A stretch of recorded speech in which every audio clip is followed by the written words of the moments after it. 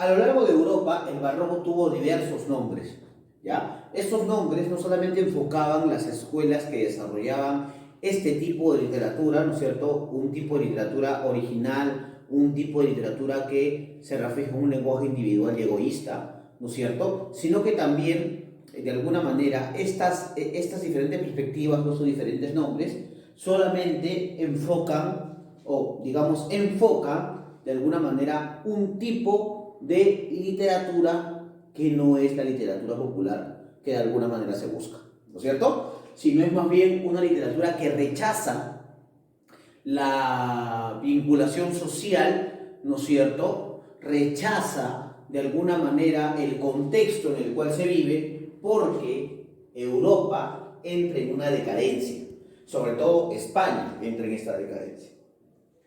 Por eso, por ejemplo, el esquema básico de estos diferentes nombres que tiene el barroco parten desde el barroquismo como tal, que es esa exageración inmediata, ¿no? De la forma, el contenido del texto, pero también el lenguaje individual y egoísta, ¿cierto? Ese lenguaje individual establece de alguna manera ciertos parámetros, ¿no? Por ejemplo, en Italia se va a llamar marinismo, por el rito mariano, se habla de la Virgen María, por ejemplo.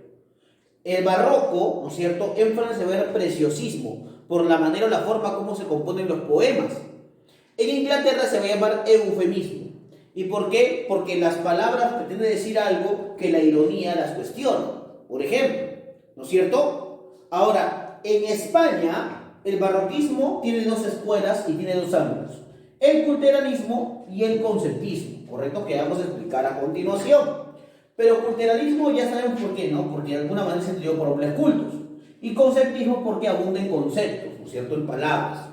Ahora, al resto de América va a llegar como gongorismo. ¿Por qué va a llegar como gongorismo? Porque Luis de Góngora va a ser el máximo exponente, ¿no es cierto?, de la literatura barroca en España, y va a llegar como una afluencia en la literatura de Luis de Góngora. Por ejemplo, en América, autores como Juan Espinosa y Medrano, por ejemplo, como Sor Juana Inés de la Cruz, van a desarrollar un estilo del gongorismo o un estilo del culturalismo español, ¿correcto? Eso es muy importante recordar. Ahora, el barroco español establece dos escuelas literarias muy importantes, que no solamente desarrollan narrativa, sino, por sobre todo, desarrollan poesía, ¿correcto? Y eso es lo que vamos a ver a continuación. Hablemos de la escuela culterana y de la escuela conceptista. Esa es la parte número 6 del tema del día de hoy, y con esta ya culminamos, ¿no? Culteranismo y conceptismo. ¿Por qué se les llama así? ¿No es cierto? Primero hay que recordar que son dos escuelas poéticas, ¿ya? Sobre todo escuelas poéticas. Lo primero. Para hablar de culteranismo tenemos que hablar de esta escuela que deriva de la escuela renacentista sevillana. O sea, esta escuela va a derivar de ¿qué? Del planteamiento de Fray Luis de León, por ejemplo. Va, digamos, va a tener mucha influencia, por ejemplo, de los tópicos latinos, por ejemplo, el locus amenus, por ejemplo, del carpe diem, ¿no? Etcétera, etcétera. Ahora, es importante recordar que, ¿no es cierto?, la otra escuela denominada conceptista, ¿no es cierto?, es la otra escuela que va a desarrollarse dentro del barroco español. Son dos escuelas contrarias, pero que parten de la idea de la originalidad.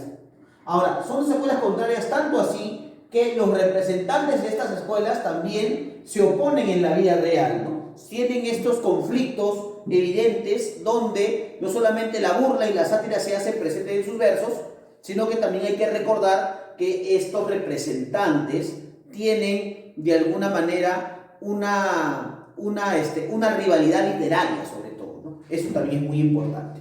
Ahora, en el culteranismo hay que recordar que surge en el siglo XVII y se caracteriza por lo complicado de su forma. O sea, es un estilo muy recargado de adornos.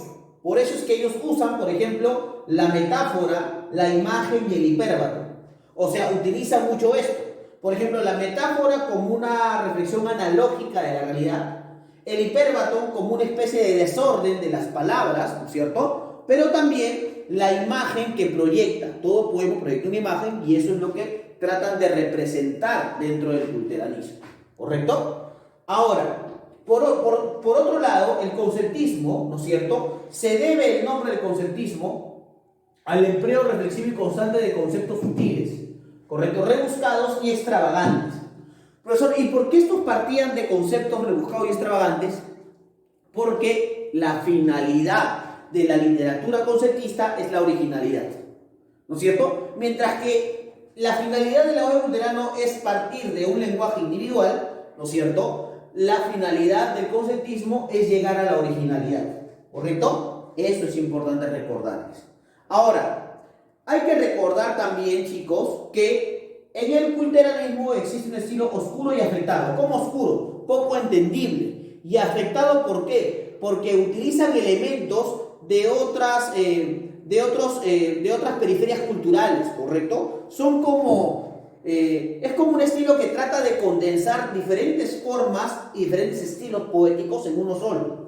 Y ya sabemos que el condensar muchos estilos traen acotación a que la propia literatura del culturalismo pierda su estilo, ¿no es cierto? O sea, no hay una propia voz, no se gesta una propia condición, sino por el contrario, es simplemente una imitación de otras formas y otros elementos, ¿no? Ahora, por otro lado, en el conceptismo, el escritor aspira a una originalidad caprichosa, ya te decía, por eso utilizaban conceptos sutiles y rebuscados. Ahora, se le llama así al culteranismo, chicos, porque solo podía ser entendida por hombres cultos, ¿no? O sea que estos parten de una literatura más bien elitista y poco popular. Lo mismo pasa, por ejemplo, con el conceptismo. Por concepto se entiende la comparación ingeniosa de dos ideas que se expresan mutuamente con acre y vivacidad, o sea, con sátira. Mientras que esta literatura es una literatura más bien reflexiva, es una literatura más bien individual, más bien egoísta. Por este lado vamos a encontrar una literatura también egoísta y original, pero sobre todo una literatura burlona, una literatura satírica, ¿correcto? El máximo representante del culteranismo va a ser Luis de Góngora y Argote, y el máximo exponente de alguna manera el concepto va a ser Francisco de Quevedo. Durante mucho tiempo estos van a entrar en rivalidad, ¿correcto? Sobre todo por parte de Francisco de Quevedo, que utiliza mucho el estilo mordaz, el estilo satírico, ¿no es cierto? Ahora, Luis de Góngora va a pasar, digamos, por una educación bastante alturada y sobre todo porque va a participar de la enseñanza eclesiástica. Eso va a ser de él un escritor afortunado, ¿no es cierto? Porque no solamente va a conocer las diferentes perspectivas de lo que sería la cultura occidental, sino que además este conocimiento de estas diversas perspectivas lo llevan a condensar estos conocimientos a sus obras como tal, ¿cierto? Ahora, sus obras van a tener dos etapas, chicos.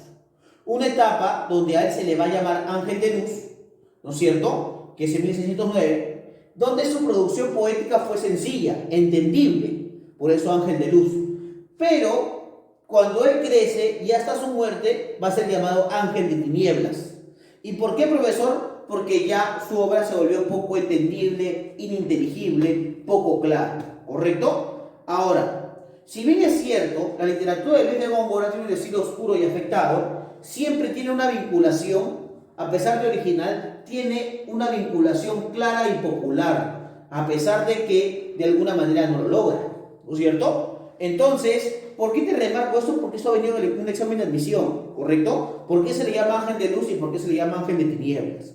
¿Correcto? Por ejemplo, un poema muy recordado de Luis de Góngora es A los celos, ¿no?, que dice: oh niebla del estado más sereno, furia infernal, serpiente malnacida, oh ponzoña víbora escondida de verde prado y doloroso seno, oh entre el nácar de amor moral veneno, que en vaso de cristal quitas la vida, oh espada sobre mí de un pelo ácida, de la amorosa espuela duro freno, oh celo del favor verdugo eterno, vuélvete al lugar triste donde estabas, o al reino, si allá cabes del espanto. Mas no cabrás allá, que pues a tanto que comes de ti mismo y no te acabas, mayor debes de ser que el mismo infierno, dice, ¿no? Eso es lo que dice don Luis de Góngora. Y nos damos cuenta pues también que dentro de los versos de Góngora vamos a encontrar, ¿no es cierto?, vamos a encontrar un estilo más bien recargado, ¿no es cierto?, poco sutil, A pesar de que, claro, la finalidad de Góngora, ¿no es cierto? La finalidad de Góngora es buscar un aspecto claro y popular. Eso solamente lo va a encontrar como ángel de luz, porque como ángel de tinieblas no lo va a encontrar. Además, hay que recordar que una obra importante de Luis de Góngora y por la cual siempre va a ser recordada es Soledades, ¿no? Soledades, que es un libro donde cuenta pues el periodo de desamor de un muchacho que trata de alguna manera de encontrar fortuna para olvidarse de la mujer amada, pero que lamentablemente no lo logra, ¿no es cierto? Por eso es que su libro, ¿no es cierto?, está dividido en 4 partes, ¿no? Soledad de las riberas, soledad de los yermos, soledades de las selvas y soledades de alguna manera de los desiertos, ¿no? Entonces, eso también podemos de alguna manera determinar. Ahora, su opositor, Francisco de Quevedo. Francisco de Quevedo, chicos, va a ser la principal figura del conceptismo, primero. Punto número 2, chicos, hay que recordar que es el más grande representante de la sátira. O sea, sus poemas son más bien burlones, ¿no es cierto? Y ya sabemos contra quién se burlaba, contra don Luis de Góngora y Argote, ¿no? El mejor prosista español de la época. Por ejemplo, entre sus poemas encontramos a Un hombre de gran nariz, Testamento de Don Quijote, Poderoso caballero es don Dinero y La vida del buscón llamado Don Pablo, que es una novela picaresca, ¿correcto? La novela picaresca del barroco no es la misma novela picaresca, digamos, de inicios del siglo XVI. ¿Y por qué? Porque acá la novela picaresca parte de ya no, de alguna manera, padecer esos sufrimientos con los amos, sino al contrario, engañar a la gente simplemente sin ninguna razón o motivo, ¿no? Eso es lo que hace la novela picaresca de esta época.